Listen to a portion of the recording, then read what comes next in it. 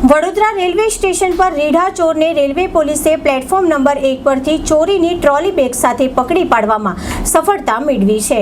Saudi Arabia જતા પ્રવાસીની trolley bag railway station પરથી ચોરી થઈની ફરિયાદ આપતા પ્રાપ્ત માહિતી અનુસાર ઉત્તર પ્રદેશના કુશીનગર ગામમાં રહેતા પ્રદીપ ગુપ્તા ખાનગી નોકરી કરે છે। તારીખ 15ના રોજ લખનૌથી અમદાવાદ પ્લેનમાં તે આવ્યા હતા અને અમદાવાદથી વડોદરા ટ્રેનમાં આવેલા તેને સાઉદી અરેબિયા મુંબઈથી જવાનું હોવાથી વડોદરામાં એક વ્યક્તિને પૈસા આપ્યા બાદ મુંબઈ જવા માટે વડોદરા રેલવે સ્ટેશનના પ્લેટફોર્મ નંબર પર આવ્યા હતા અને ટ્રેન પ્લેટફોર્મ પર આવવાના સમયને મોડી હોવાથી તે પ્લેટફોર્મના બાકડા ઉપર ઊંઘી ગયા હતા। અચાનક ઊંઘમાંથી જાગીને જોતા ટ્રોલી બેગ ચોરી થઈ ગઈ હોવાનું જણાતા તુરંત જ પોલીસ સ્ટેશનમાં ફરિયાદ નોંધાવવામાં આવી હતી। તે દરમિયાન વડોદરા રેલવે એલસીબીની ટીમે પ્લેટફોર્મ નંબર 1 પર વોચમાં હતી ત્યારે એક યુવાન પાસે ટ્રોલી બેગ જણાતા તેની પૂછપરછ કરતા તે ચોરીની હોવાનું જણાવ્યું હતું।